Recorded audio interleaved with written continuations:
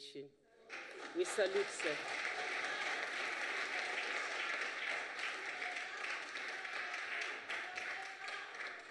Thank you very much, Honorable Man. In that excitement, honorable members, we will now proceed with the questions as printed on the order paper. Deputy President, do you prefer the podium? Thank you, sir. Honorable members.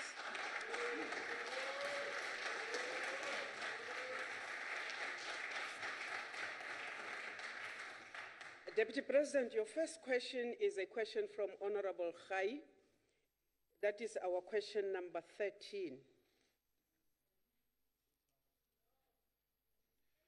Honorable Chairperson, honorable members, I also pay tribute to the Sultan of Tidore and also to Mr. Farouk for their courtesy visit here and welcome them warmly.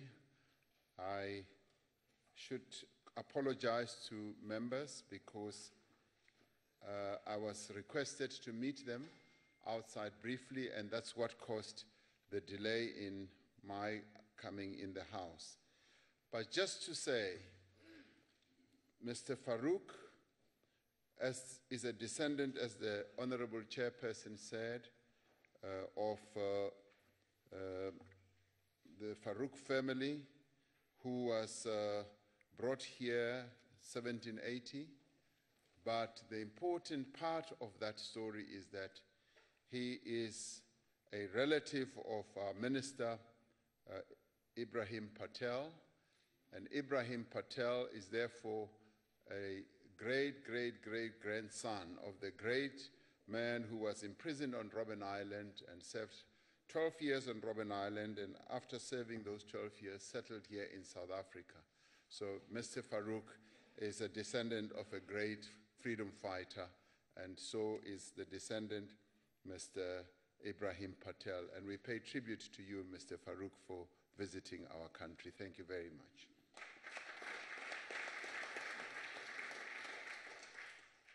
Chairperson, the development of township enterprises is a critical part of inclusive growth and real economic transformation that our government is committed to.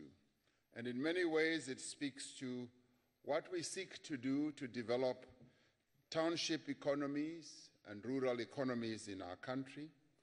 The spatial geography of apartheid damaged and deformed the economy of our country in many, many ways, but also by creating a division where the majority of our people lived and worked and shopped, and this in many ways imposed enormous costs on our people.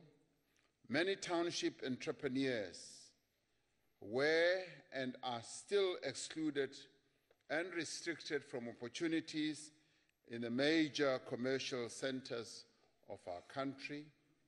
Having been relegated to being small business players in the townships and in the rural areas, they have not yet really found opportunities that can truly empower them. However, the government is determined to reverse this. We are already implementing key elements of a strategy to boost township enterprises, to increase the involvement of South Africans in the economy, as well as to expand opportunities for our people through the Small Enterprise Finance Agency, SEFA. Many small businesses located in our townships have already received loans and industrial funding to enable them to enter new markets and also to expand their businesses and to expand their operations. Last year, disbursements from SEFA totaled around 1 billion rand, and this was targeted towards township businesses as well as rural businesses. As was announced in the medium-term budget statement by the Minister of Finance last week, a new fund for small business and innovation will be established, which will be allocated 1 billion rand in 2019-2020. The National Informal Business Upliftment Strategy is also available to help township enterprises upgrade their business activities. Now, through the Competition Commission, Madam Chairperson, the market inquiry into the grocery retail sector, government is looking specifically at the competition spaza shops face from larger malls and the factors that may limit the growth of township grocery retail market. The actions against cartels and monopolies are further means and ways of opening space for township enterprises. It was through the complaints, as many of us will know and remember,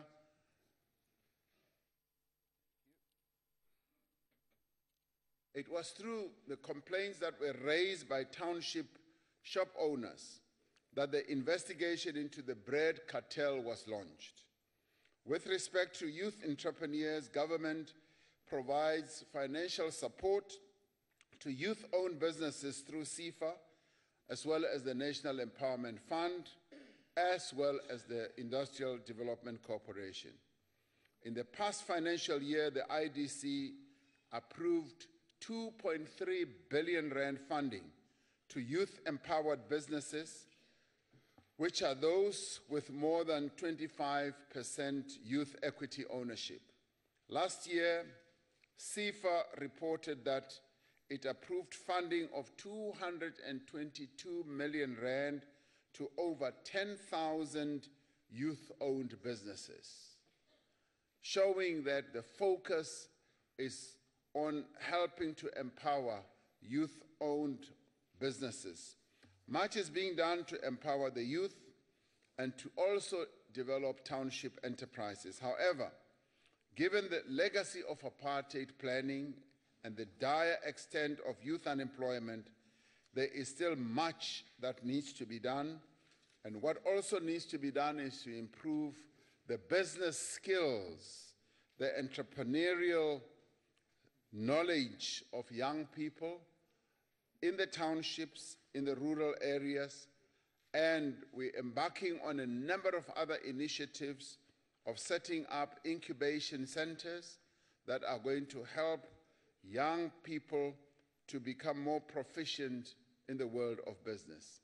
Thank you, Madam Chair. Thank you, Deputy President. The Honorable Khai.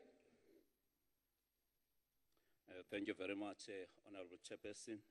Thank you very much, Honorable Deputy President, for a comprehensive response. Honorable Khai, you are not audible. Oh, thank you. Okay. Honorable Deputy President, from a select committee that oversights tourism, it has been confirmed in the meeting that altogether the spheres of government spend just on officials to meetings from Pretoria to Cape Town, but also provinces amongst the local government sphere. They spend around 10 billion just on accommodation. I was wondering if this growth strategy for township economy should not also compel departments so that government sets an example to invest in township economy, particularly with regard to the B&Bs, rather than us going to hotels in towns. So my question will be around that, but also not only focusing on, this is just an example on tourism, but also other sectors within government, whether they should not be compared, but also it should be become a program of each of the departments that they should report on what they're doing to grow township economy. Thank you very much. Thank you, sir. Deputy President. Thank you, Madam Chairperson. I couldn't agree more that we need to do a lot more than what we are doing in relation to developing the township economy as well as the rural economy, and one of the ways is how government spends its money. And government is the one agent that can stimulate the growth of the township economies by helping those entrepreneurs, by giving them business, but more importantly, by also finding ways and means of incentivizing them, because it is out of doing that that we'll be able to stimulate that type of business, that will enable players to come into the marketplace and create, yes, those B&Bs and a whole range of other facilities.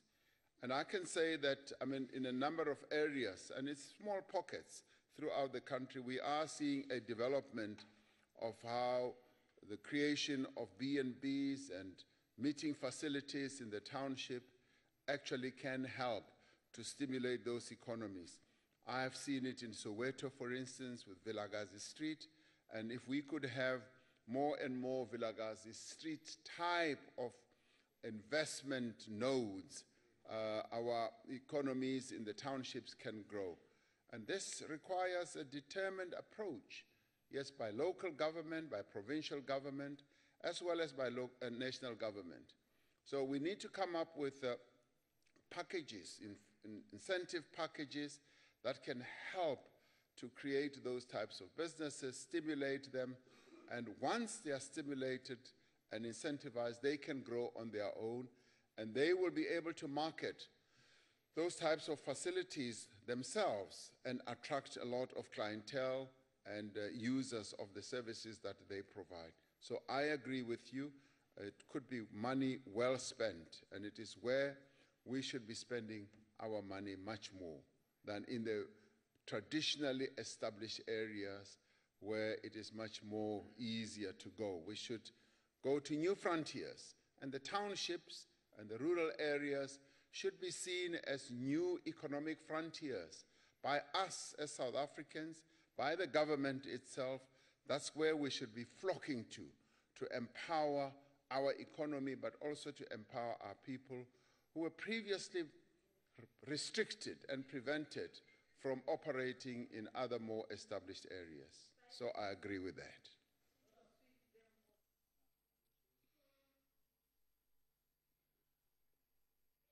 I'm done. Thank you. Thank you, Deputy President. Honorable members, they must be on silent. The Honorable Mokwele. Thank you, Deputy President, and thank you, Chairperson, for allowing me on my most important day, that is my anniversary day in a marriage. Having been able to achieve 12 years. Yeah, 12. Honorable, yes, Honorable Order, members. Deputy President.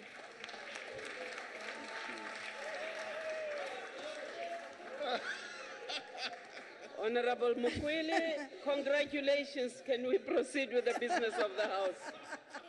Thank you very much. Honorable Deputy President, as a country, we are experiencing a challenge in terms of finances or developing our communities. Now, I'm wondering, DP, that have you ever thought of narrowing your cabinet size as executive to make sure that you redirect the funds that are allocated to especially ministries that are not important for South Africans, so that we redirect the funds into township economic development, into also assisting small businesses so that they can develop. So I'm just asking you, my leader, that have you ever considered that we should narrow based on the fact that South Africa is is the only country in the world with such a huge cabinet size. Have you ever considered? Thank you, ma'am. Deputy President. Madam Chair, thank you very much. Let me take this opportunity to congratulate Honorable Mokwele on her birthday. Oh, anniversary. Okay, wedding anniversary. Oh my, that's even better. Oh, that's even better. That's why you were showing your ring. Wow. Well, that's even better than a birthday. We congratulate you. And we're hoping that we will join you tonight in your celebration.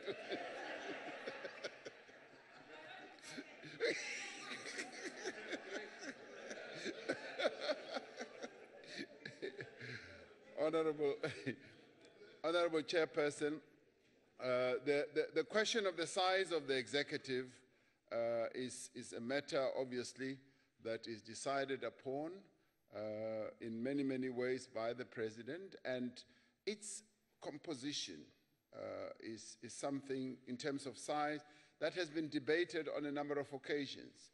And a number of people have come forward with proposals that if you were to reduce the size of your executive, it would save quite a lot of costs. And I think these are matters that need to be given thought to.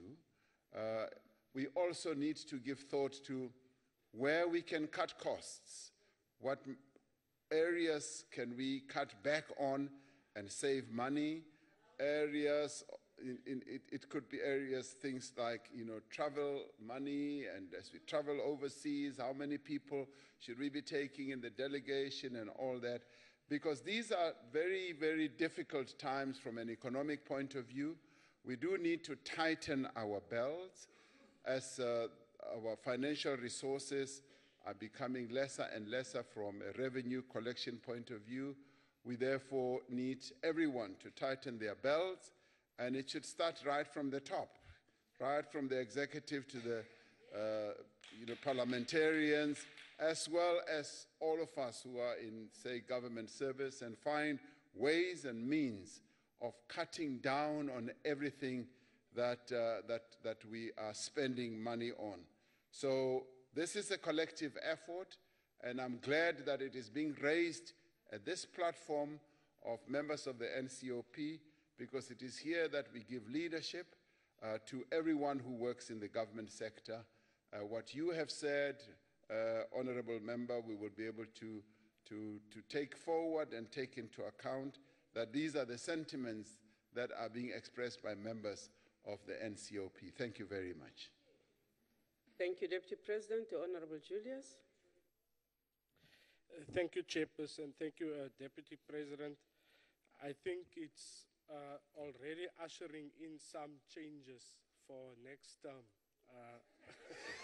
The cabinet what you're talking won't be about. as bloated as it is right now. I don't know. But also just to congratulate Honorable Mokwele.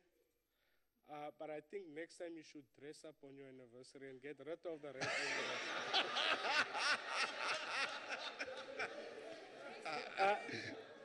Deputy President, Order, members. the Township Revitalization Program can and will drastically transform the South African economy, as you mentioned earlier. But however, cumbersome bureaucratic regulation, high rates, and infrastructural degradation hampers the TRP in Gauteng especially. Furthermore, it must be noted that it's only focusing on certain areas in Gauteng, like Ekurhuleni, where the mayor unfortunately said he won't serve under you, but it's focusing on that areas. So my question is, what is being done to reduce these bureaucratic regulations and other hindrances in these municipalities, and when was this intervention started, if at all? Thank you, Chair. Thank you, sir. Deputy President. Thank you, Honorable Chair. The question of bureaucratic log jams and restrictions is a matter that is being attended to on an ongoing basis. When we first met with business through the Presidential Business Initiative, this is what many business people raised. And one of the key issues they raise is that what is holding small and medium enterprises back is the bureaucracy and the various regulations that impede them from being successful. And we embarked on a process through which we would look at the various restrictions that hold business back.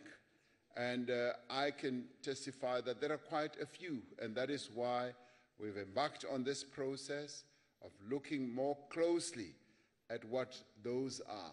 Various municipal regulations, various provincial regulations, as well as national regulations as well. So all those need to be looked at, those that are not necessary, and those that are found to be impeding the growth and development of business should actually be done away with, because we need to free our businesses, particularly in the townships and in the rural areas, so that they can thrive. Unnecessary restrictions like laws or regulations that hold them back and tie their hands should be set aside so that they operate. And of course, we do need regulations, we do need laws that are going to make every business to operate in terms of our rules, in terms of our regulations, and in terms of our laws. And we need to make them adhere to those, but we need to ensure that they are not held back. And we found that in many economies around the world, if restrictions and the bureaucracy is lessened, small and medium enterprises tend to grow and to thrive. And this is precisely what we want to see in our economy as well. Our economy can create many more jobs at the small and medium enterprise level than what we are creating now. Our participation in terms of job creation is around 55% or so. In other countries, small and medium enterprises create up to 85% of the jobs that are created in a country. So there is still great opportunity for us to create more jobs, and this we can do by freeing the small and medium enterprises. But in this case, because of the history that we have had, we can free the township entrepreneurs and make them fly and make them contribute more meaningfully in the economy of our country by not having laws and regulations that restrict them too much. Thank you, Madam Chair. Thank you, Deputy President. The Honorable Makue. Thank you, Chairperson. Allow me to also thank the Deputy President, particularly for putting the emphasis on both township and rural economies, because I hear the voice of one of our premiers in my ear when he talks about the dorpies and the villages. And it's important that we should include all of them. Also, Chair, that this matter is going to be very complicated, Honorable Deputy President, because what we have seen happening is the rise of supermarkets within our townships, and also a very interesting development, which is the foreign nationals opening spaza shops within our townships, primarily because they have a supply pool to supply lower prices.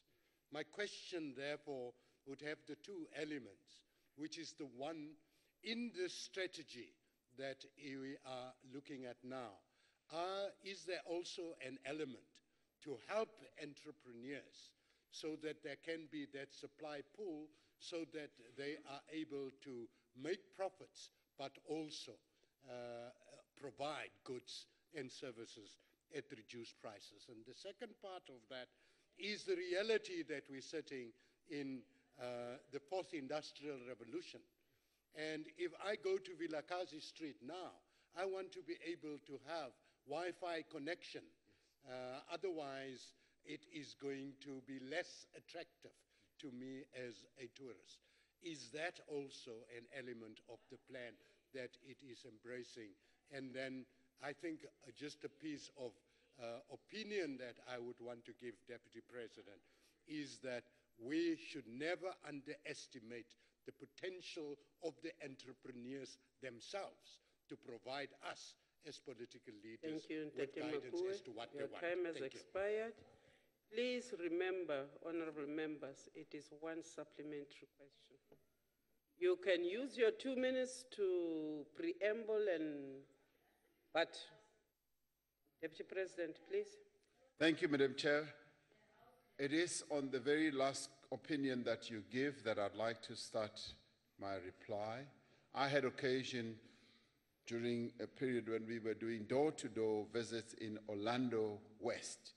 When I walked into a house, I found quite a number of brothers and sisters who are entrepreneurs and who said to me, Deputy President, our businesses here in the townships have died. And the one thing that we are expecting our government to do is to help boost those businesses. Our corner shops have died. We no longer have facilities that are offered by government. Would like government to support us. And they said, we don't need a lot of assistance and a lot of money. We just want government to be an enabler, government to assist, to boost us, so that we can revitalize our corner shops. And government can do so by providing the facilities, by providing the wherewithal to enable us to raise our businesses from the ashes of the destruction that has happened with the flooding in of other people from other countries who have come in to offer cheaper goods. And they said, if we were to be given that opportunity and that uplift and assistance, we would be able to revitalize our businesses and we would be able to become well-meaning entrepreneurs in our own country. So I took a leaf from that, and I felt that we need to be listening. We need to be listening to our entrepreneurs in the townships and in the rural areas and give an ear to some of their concerns, to some of the things that they are putting forward to us. Because it is when we do so that we are able to come up with strategies that can assist them.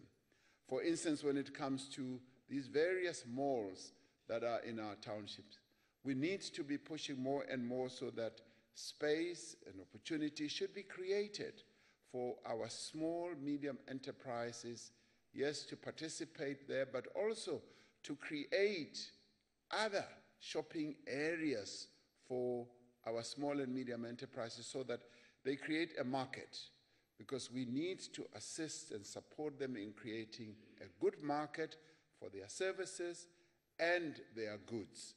Our people have always been entrepreneurial. We just need to give them the possibilities, the capabilities, and the energy to be able to do so.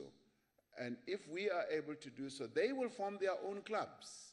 They will form their own consortia where they will buy in bulk and reduce the costs of the goods that our people buy from them. If we just give them the legs, if we give them the facilities, and if we assist them. And this gentleman, Sibeko was his name, said, we don't even need a lot of money. We just need very little money, either as loans, as part grants from our government to enable us to thrive and to succeed. And that, in many ways, can lead to the revitalization of township economies. Your Vilakazi street type of business area can be spread throughout the country. And this, I believe, needs to be an area of focus by our government, to focus on it in quite a vigorous way, to create markets and to create businesses in our country. Our people spend a lot of money traveling into the cities on transport to go and buy the very goods that they could easily have bought if they themselves were traders and entrepreneurs in the areas where they live. So there is great opportunity, and our government just needs to come in and give them as much assistance as possible. Thank you, Madam Chair. Thank you, Deputy President. We move on to your second question. That is question number 14, posed to you by the Honorable Engelbrecht. Madam Chairperson, as leader of government business, I regularly table to Cabinet a report on the activities of members of the executive, as I did this morning at the Cabinet meeting, in relation to their responsibilities in Parliament. But it is not the function of the leader of government business to discipline members of the executive. I have always said that it is Parliament that should do so. And where difficulties arise between ministers and committees, such issues should be escalated to the appropriate parliamentary structures. And I say this with great respect because as members of the executive, we are all accountable to Parliament.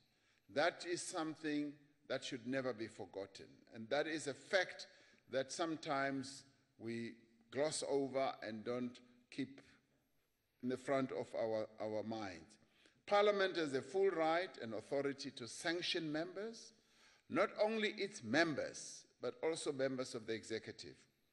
Those who miss scheduled meetings without reasonable explanation can, Madam Chairperson, indeed be sanctioned by Parliament. Such powers do not reside with the leader of government business. As members may be aware, Minister Dlamini appeared before the joint meeting of SCOPA and the Portfolio Committee on Social Development yesterday, that is the 31st of October, and that engagement is expected to continue later today. I personally had a discussion with Minister Dlamini, and we discussed the matter of her working in a cooperative way with the committee, and that is happening, and she appeared before SCOPA, and in the end, she is going to continue that engagement today. As the interface between Parliament and the Executive and the Office of the Leader of Government Business, will continue to work with Parliament to ensure that there is effective coordination and accountability. And I'd like to say that we should take this matter as a matter that we need to deal with on a cooperative basis. Where there are lapses, where there are problems and challenges, we should raise them, discuss them, and then raise them with the respective member of the executive. And may I say that, in my view, it is not because there is a reluctance to attend to these matters. It is often the scheduling of the meetings, and sometimes we have crossed wires when it comes to that. But be rest assured that when matters of this nature are raised, they are followed up, and I'm happy to say today it's been followed up, and today the Minister of Social Development is working together with the relevant committees and structures today as we speak. Thank you, Madam Chairperson. Thank you, Deputy President. Honorable Engelbrecht. Madam Chair, thank you. And Deputy President, thank you for that explanation. And yes, you are absolutely correct. The Minister has evaded the portfolio. She has not pitched up at SCOPA. She has refused to answer questions. And yet, she's still being protected by the ANC. Just last week, on the 25th of October, you mentioned it, she failed once again to appear before Parliament. And she has violated the Constitutional Court's ruling by still allowing cash paymaster services to pay for social grants. So I hear, Deputy Minister, what you had to say, where you basically absolved yourself from all responsibility. So my question to you, as leader of government business, because that is your title, and I think you do need to accept responsibility for that, what undertaking will you do as leader of government business to ensure that the Minister is actually and eventually held accountable for her deeds? Thank you, Chair. Deputy President. Thank you, Madam Chairperson. As I was saying, it's not so much what I will do, it's much more what will Parliament do to exercise its own duties to make sure that the executive is accountable. And we have a separation of powers as embedded in our Constitution. Parliament has its responsibility to make sure that we, members of the executive, are held accountable for the tasks that we were given by the nation, by the people of our country. And if we don't exercise those tasks, Parliament, in terms of its rules, in terms of its constitution, does have the right to make us accountable. But having said that, today as we speak, the Minister is working with the various structures here in Parliament to address precisely the problem that has arisen. Yesterday she was with the Portfolio Committee, with SCOPA rather, and today that engagement continues, and SCOPA has actually said that they should meet and come up with a result. Let us allow that to happen because we have a serious problem that needs to be addressed. So it's no use to be grandstanding, with great respect to you, to be grandstanding. Let us just make sure that the problem is solved and the problem is addressed. And that should happen today, hopefully, as they meet. That's what should be our focus. Thank you, Madam Chair. Thank you, Deputy President. The Honorable Mukwili.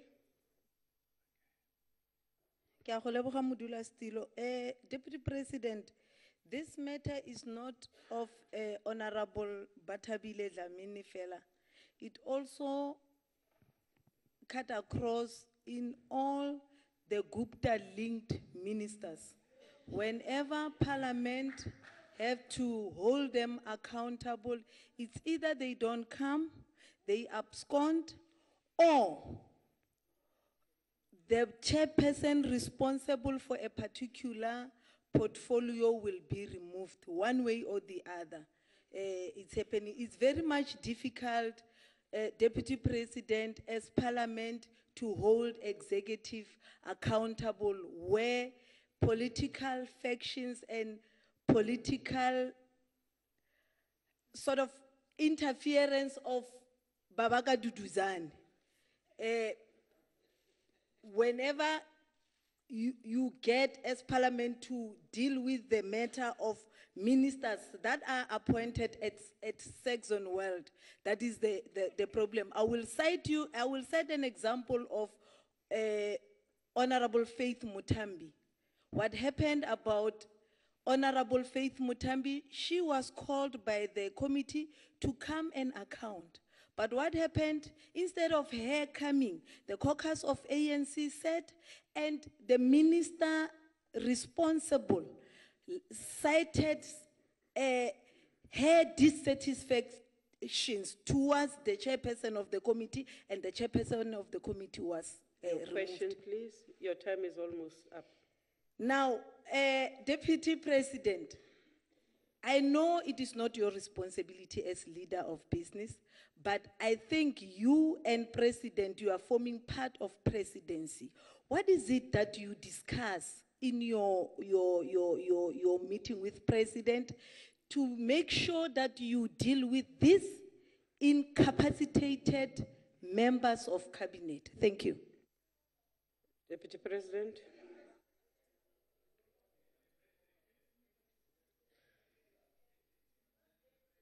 Deputy President, you are on.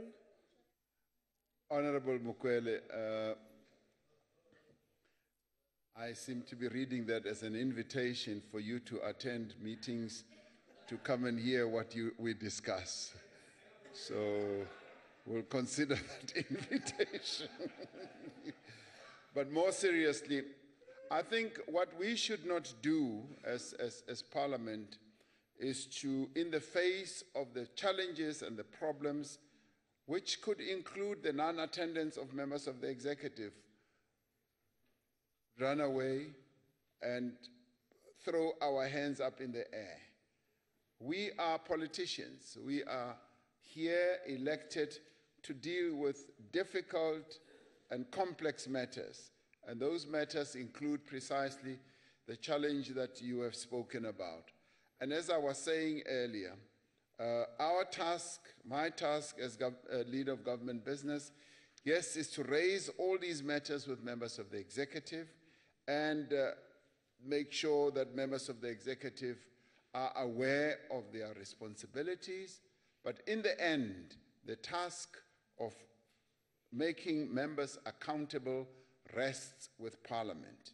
It rests with this House and it rests with the National Assembly. And that is where all of us are accountable. And that is why we come here to answer questions. My presence here and appearance here to answer questions is that exercise of accountability. And if I did not come to answer questions, you would be fully entitled to sanction me, to take whatever action that you may well wish to take against me. So I'm saying this is politics. We're all politicians. Let us deal with the matter, yes, in terms of our rules, in terms of the Constitution, to enforce the principle of accountability and actually increase and inculcate that culture of the executive being accountable. As with Minister Dlamini, right now, today, she is going to be appearing before the relevant structure, and they are seeking to resolve this matter, which, as you correctly say, is a matter that affects the whole nation, and that is the task that she knows she has at hand, and to make sure that the problems are solved. Thank you, Madam Chairperson. Thank you, Deputy President. The Honorable Mutara.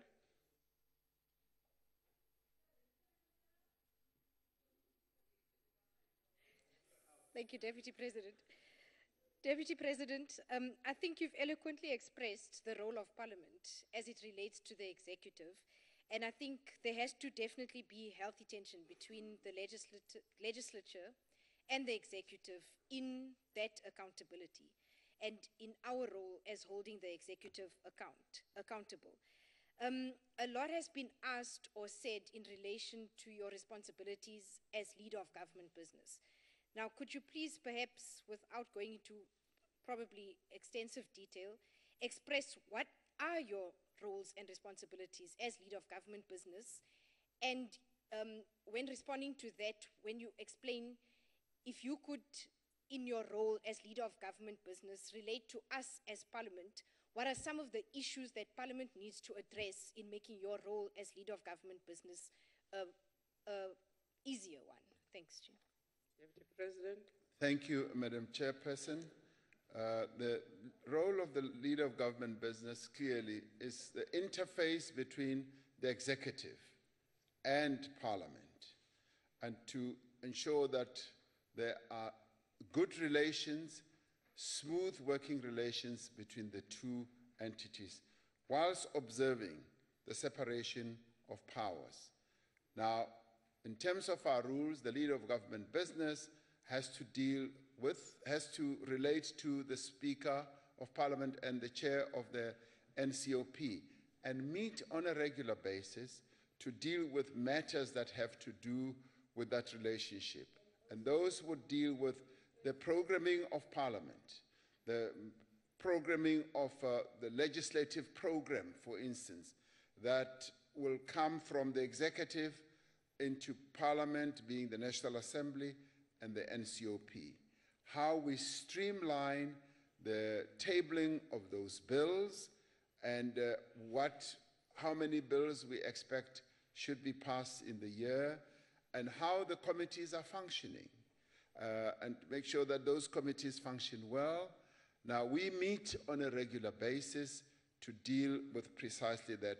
And of course, we also deal with the ability of members of the executive to execute their own tasks, particularly in relation to, yes, answering questions, both written and oral questions, and to ensure that that is taking place, to look at attendance of all that, and make sure that the executive, yes, is living up to what it should.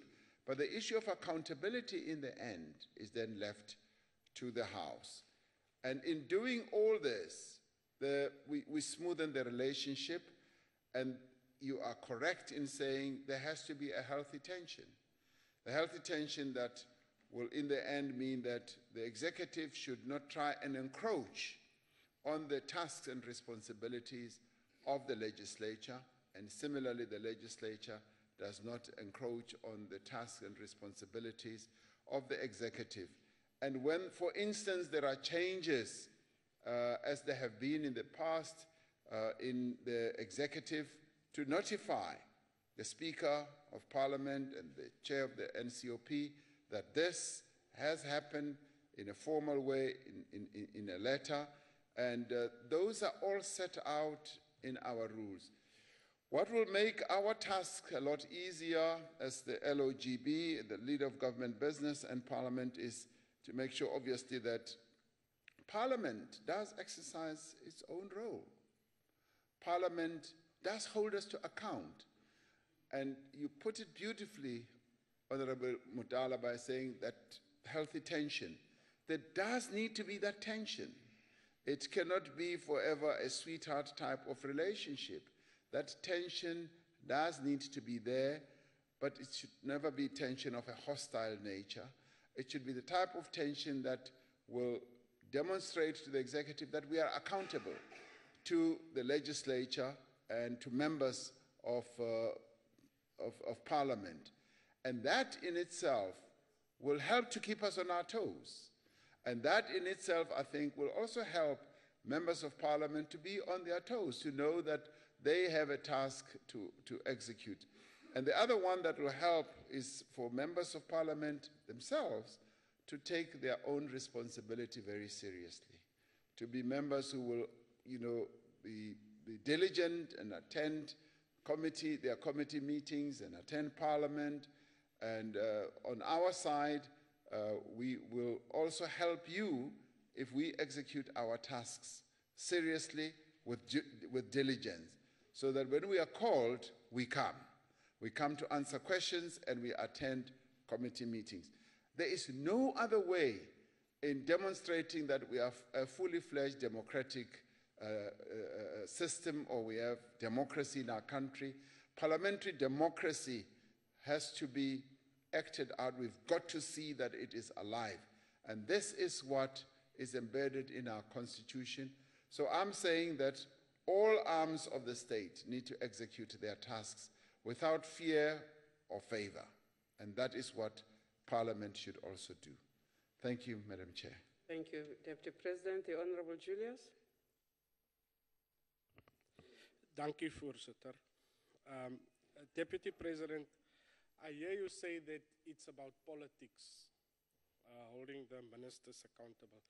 It is about politics, and it is about the ANC because you deploy them. It's an ANC problem that you cannot address. Now, we have, because of that, we have factionalism, infighting, protectionism. We have a bloated cabinet instead of maybe about 15 ministers that you have. Now we know that annually, in terms of the report cards or the reports on the performance of ministers annually. You are protected, please proceed. Thank you, Chairperson. We know that the annual reports on ministers' performance, these reports are not made public. Instead, we get an holistic view of performance of all ministers, so you might miss one. In other words, the society, we as parliamentarians, cannot hold ministers properly accountable. And I think you would agree with that. If we get the performance reports of each and every minister, we can properly hold them accountable. I want to know from you, Deputy President, as you said previously, you sent in the reports on ministers. Will you at least, for the sake of transparency and giving us and the society, South Africans at large, the vigor to hold ministers accountable, will you at least make your reports available to the public. Thank you, Chair. Deputy President. Madam Chairperson, the Leader of Government Business issues a report of the executive's performance at the end of each year. And since I've been Deputy President, I think we've issued 2 or 3 of such reports. And they have, correctly so, been reports that give a broad picture of how the executive has functioned in terms of the legislative program, in terms of the executive's performance, in terms of answering questions, both oral as well as written questions. Now, we have always found that those reports are well received. The very people that you're talking about, the masses of our people, have received those reports well, and they shed a light on how the executive is functioning. Now, in the end, in terms of the structure of government that we have, every department, every ministry then issues its own report. The presidency issues its own report, and the various ministries. In the end, we cannot be, the jury as well as, the judge. There are various institutions in our country that evaluate and measure the performance of the executive. Your own party does so.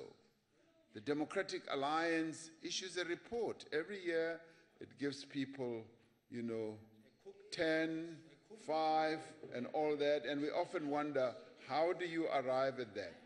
But as we live in a free country where everyone has the right of freedom to express themselves, we say, you are expressing yourselves in terms of the measurement of members of the executive. But as for the Leader of Government Business, we will continue to issue those reports because they are highly valued. And we found that they are not only highly valued, they are appreciated by the masses of our people, and they read them with a great deal of attention and interest. And we will continue to issue those types of reports. I know you would like to have reports that will drill into every member of the executive and how they have performed. That to you is much, much more sensational. And I look forward to seeing one day, as your party, the DA, issue such reports to the way, yeah.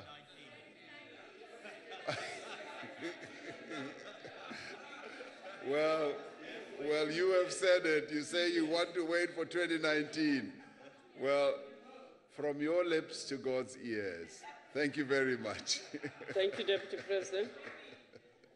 Members, we are going to move to question number 15. That question was put to the Deputy President by the Honorable Vauda. Deputy President. Honorable Chairperson, government is not considering legislation that will ensure that a certain percentage of farms produce cash crops. However, there are policies in place that our government has introduced, such as the Agricultural Policy Action Plan, that aims to ensure that agricultural land is preserved and developed appropriately. The Draft Preservation and Development of Agricultural Land Bill, which is currently at consultation phase, has provisions for the declaration of protected agricultural areas which will be used for production purposes. The bill makes provision for the establishment of a scheme to provide financial assistance to those who own land and those who use land to, among other things, preserve agricultural land for purposes of food production and promote specific agricultural enterprise within a specific geographical area for purposes of food security. Now, our policies need to take account of the fact that agricultural production, Madam Chairperson, ultimately depends a lot on the agroclimatic conditions that obtain in our country. They also depend on the availability of water and the soil type, which will determine which crops should be produced. There are certain areas that are good for certain crops and other areas that are not good for all crops. Economic viability and sustainability also play a role in the decision on what to cultivate, where farmers respond to market needs. Through the Agricultural Policy Action Plan, producers are given guidance on key commodities to be planted depending on the agroclimatic conditions. The plan places the imperative of food security within the broader objective of equitable growth through increased labor absorption and broadened market access and participation, while maintaining a resilient and competitive sector in the agricultural sector of our economy. Madam Chair, these are important initiatives that go to ensuring that there is food security in our country, but they also speak to how we should continue making all interventions to empower emerging farmers in our country and assist them and give them the wherewithal through which they will be able to become successful farmers. Agriculture by its very nature is a difficult industry, particularly when you are an emerging farmer, and therefore those emerging farmers need all the help and the assistance that government can give. And government has an interest in doing so because government focuses not only on the empowerment of emerging farmers, but also on food security, which is one of the most important priority areas that government needs to focus on.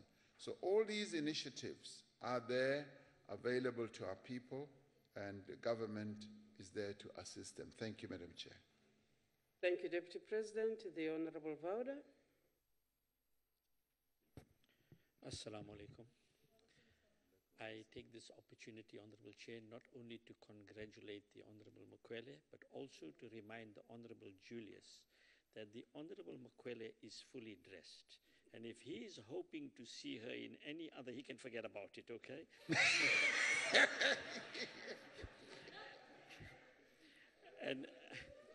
And if the Deputy President wishes to attend the celebrations tonight, then he'd better answer the question to my liking, the follow-up question. Thank you very much, Chairperson, and more seriously, Honorable Deputy President, I fully understand that farms need to be sustainable. I have empathy for this situation. I also understand the issues relating, which you haven't really mentioned, but I'm mentioning it now, about the balance of payments and so on, export products. I have empathy for that situation as well. But my real sympathies lie with the millions of people in this country who cannot put bread on the table, with the thousands of children that go to bed hungry at night. That is the rationale behind this question, Deputy President. And you have mentioned food security. You've also mentioned the fact that we have limited resources, and our resources both with regard to land as well as water. This is not so much about the emerging farmers. It is also not so much about small farms. They, I do humbly believe, do their fair bit to produce cash crops and to put cash crops on the table. The question is largely relating to the huge corporate farms that exist in this country. These farms are taking up huge amounts of land. They're also utilizing lots of the water in this country. And these corporates are growing all the time. Dr. Vauda, your question? If we do not put limitations on what they are doing, so the question that I'm asking is, are we going to introduce legislation? Are we going to implement the legislation that already exists on these huge corporate farms to ensure that they do their bit to contribute to food security in this country. Thank you. Thank you, sir. Deputy President. Thank you, Madam Chairperson. And the answer is yes. There needs to be attention that we should pay to the huge corporate farmers and farming entities, that they too should see themselves participating in the whole process of transformation.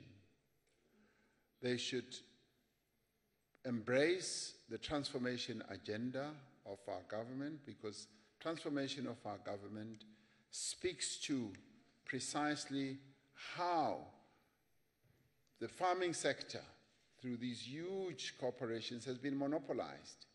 And the monopolization thereof has closed space, locked out quite a number of important players who would want to participate in this sector. So transformation then calls for all that to be looked at, to be changed. There needs to be change, because we cannot carry on in this way. But at the same time, we need, as we change and transform, to ensure that we secure food security. And the two things are not mutually exclusive. We can focus on food security and we can transform at the same time. And if all parties can embrace the transformation process, the transformation agenda, with regard to land ownership, with regard to utilization of resources such as water, because water is so important, and with regard also to implements that go into farming, because there's a lot of implements that go into farming. But the other important aspect is the skills.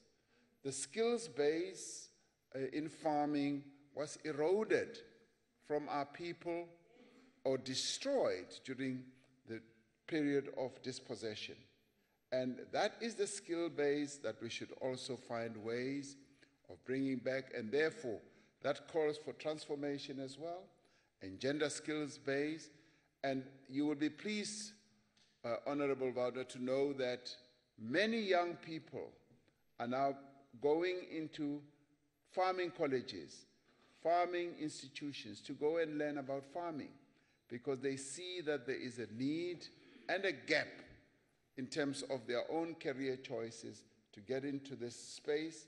Now, what we should be doing as government is to enable them to get into the farming space, to become extension officers, to assist the cash crop farmers, to assist the small, medium, emerging farmers, and indeed to interface with your big farming corporations or operations to help engender this transformation process. I see this as an all-inclusive process that can ensure food security, but at the same time speed up the question of land ownership, speed up the question of entry of our people into the farming sector, so that they too can become active participants in ensuring food security in our country. Thank you very much. Thank you, Deputy President. Honorable members, I have the honor to welcome the wife of Honorable Faba in our midst. You are welcome, ma'am. The Honorable... Whose wife is it? Honorable Faba. Oh, okay. Yes. Thank you. I did not recognize you, sir. I just recognized your spouse. Why are